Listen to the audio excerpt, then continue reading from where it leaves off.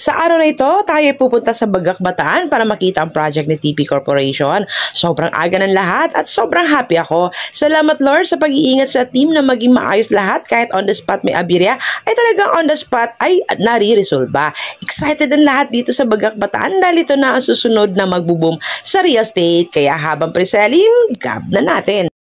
San Antonio Hills, ito na nga, dito mismo sa Barangay San Antonio, Bagak, Bataan.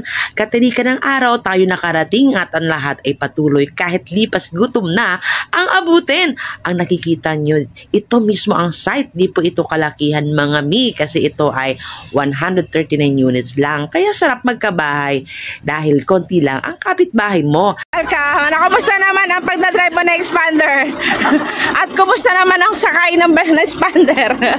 Ano na lang, pero nakapin na po ito. Ipin nyo lang po yung San Antonio Hills, Bagak, Bataan. Nakapin po ito sa GMAP.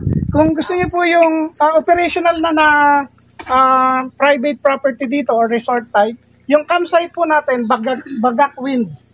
Yun po yung nadaanan dito. Yung mga landmark naman po kung galing tayo sa highway, which is ito approximately mga 3 kilometers away lang po.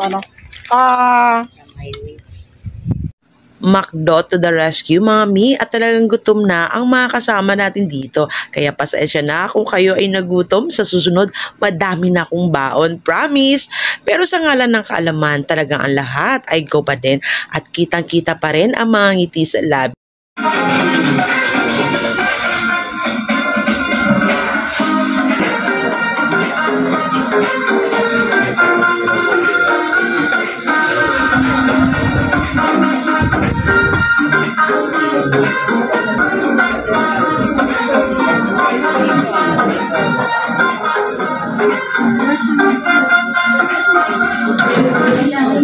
Tinsya na kayo talaga ay kumain dito, tapos sisingilin ko ng inyong binta.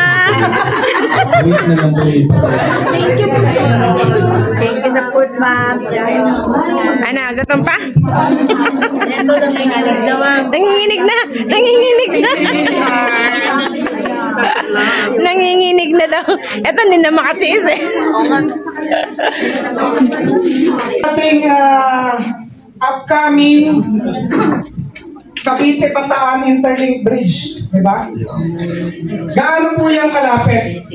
So, wala pa nga siya, pero alam na ng karamihan, taga Cavite man, taga Manila o taga Bataan. Ay, mga kabutulan ko yan, every time po na may mga client kayo, huwag kayong mag-alala, nandito po ako. 24/7, hindi pa ako matutulog, tutulungan ko kayo magbenta. Okay? So, ayan. So, ayan. Sama-sama tayo dito.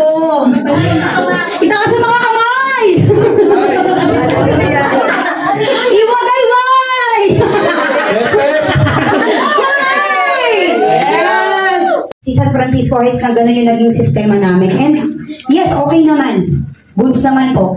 Halos lahat po yan, mga nasa foreigners po. Kasi tayo ngayon, siyempre kay Christian de la Legion. Diba? Yes. Sa kanila na namin ibibigay lahat ng aming mga projects namin. Sa kanila na lahat yan ibibigay. Bye!